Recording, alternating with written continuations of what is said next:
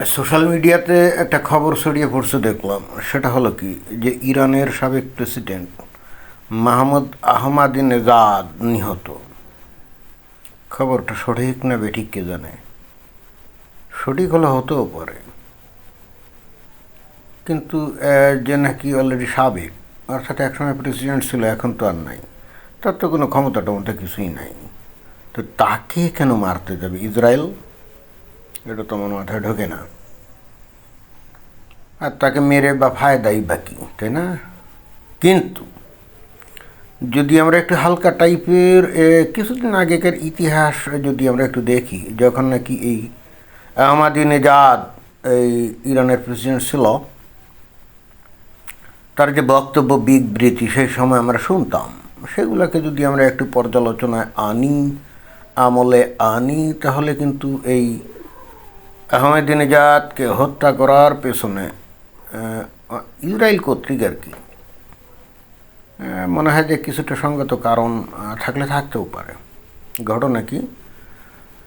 ঘটনা হচ্ছে এই আহমাদিনেজাদ হলো প্রচণ্ড রকমভাবে একটা উগ্রপন্থী একজন জিহাদি, যে ওই অমুসলিমদের নাম শুনতেও পারে না, বিশেষ করে ইহুদিনদের নাম তো একেবারে শুনতেই পারে না।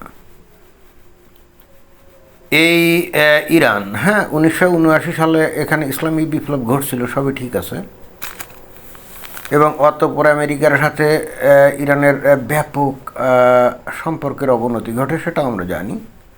কিন্তু আহমাদিনেজাদের আগ পর্যন্ত যতগুলো প্রেসিডেন্ট এই ইরানে আসছে, তারা কিন্তু এত কট্টর কথাবার্তা বলতো না সরকারি পোস্ট অ্যান্ড পদবিতে বসে, অন্তত প্রেসিডেন্টের চেয়ারে বসে তো বলতোই না।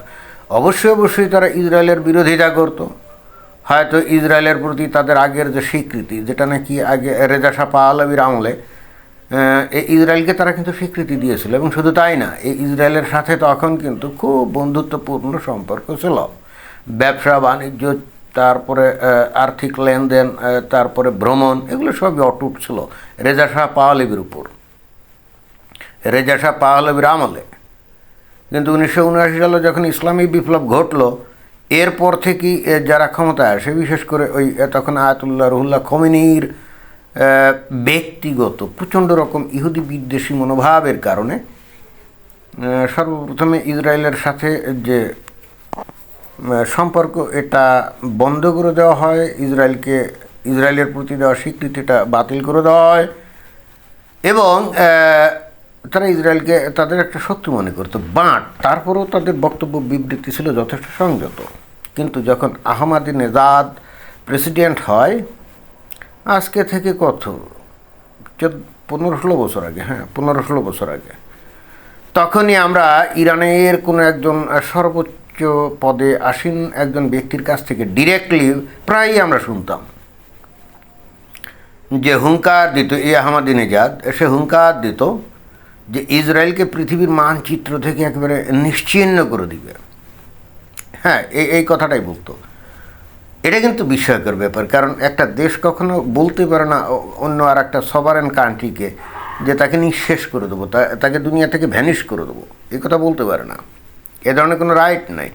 এবং আহমাদিনেজাদের আমলেই কিন্তু বস্তুত এই আজকে এই যে ইরানের যে বিভিন্ন প্রক্সি বাহিনীগুলো আছে না, যেমন এই যে হামাস, হেজবোল্লাহ, এরা কিন্তু ব্যাপক শক্তিশালী হয়, এবং এর আমলেই বস্তুত এরা প্রচুর রকম ফান্ডিং পায়, এবং এই ফান্ডিং পাওয়ার কারণে এই যে গাজায় সমস্ত গাজা নিচে যে টানেল নেটওয়ার্ক, এগুলো কিন্তু তৈরি হয়।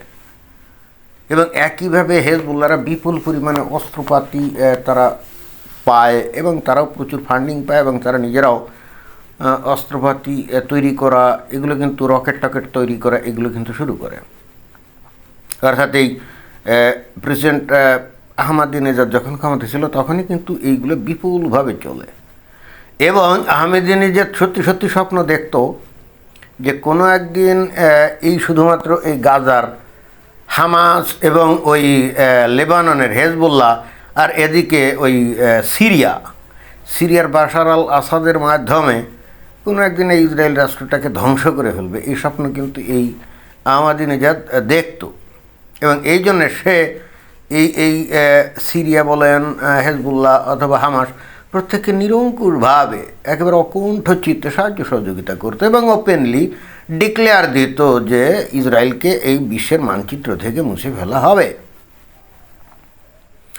যদিও সেই 15-16 বছর আগে এই আহমদিনেজাদ ক্ষমতায় ছিল, তারপরে ক্ষমতা থেকে চলে যাওয়ার পর যতটুকু আমরা জানি খুবই নাকি সাধারণ জীবনযাপন উনি করেন এবং উনি নাকি ছাগলও চড়ান, এরকম কথাবার্তা আমরা শুনি।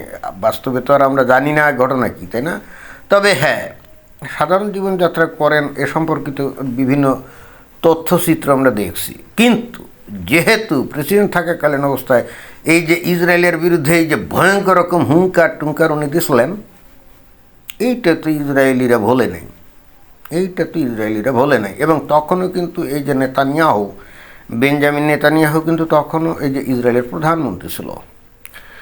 বস্তুত ইসরায়েলের এই বেঞ্জামিন নেতানিয়াহু কিন্তু দীর্ঘদিন ধরে প্রধানমন্ত্রী, আগে ছিল, মাঝখানে কিছুদিন ছিল না, আবারও আসছে এরকম। এবং তার আমলেই বস্তুত আহমদিনেজাদ এই ধরনের হুঙ্কার টুঙ্কার দিত। এবং শুধু তাই না, তার আমলেই কিন্তু যে ওই গাজার হামাসরা প্রতিনিয়ত রকেট মারত ইসরায়েলের মধ্যে।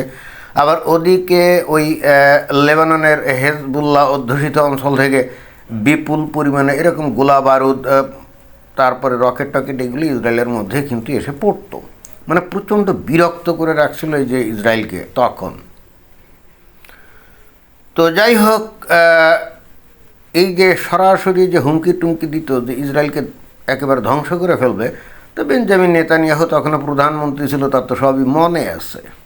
যদিও এখন এই হেতু এই আহমদিনেজাদ ক্ষমতায় নেই, কিন্তু তার রাগ তো আছে, প্রতিশোধ নেওয়ার একটা ব্যাপার আছে না? এবং এই জন্যই আমার মনে হয় যে এই তাকে টার্গেট করে হয়তো বোমা টোমা মারছে, এরকমই আমার কাছে এরকম মনে হয়। অর্থাৎ পুরনো শত্রুতার কারণেই তাকে হয়তো জীবন দিতে হয়েছে, যদি সত্যিকার অর্থে সে মারা যায় এই ইসরায়েলি বম্বিংয়ের কারণে। এবং এটা অবশ্যই আমেরিকার বম্বিংয়ে মারা যায় না, এটা ইসরায়েলিদের বম্বিংয়েই মারা গেছে। এবং তার যে অবস্থান, এটা একেবারে নিখুঁতভাবে জেনে একেবারে প্রিসাইজ অ্যাটাক করছে ইসরায়েল। এবং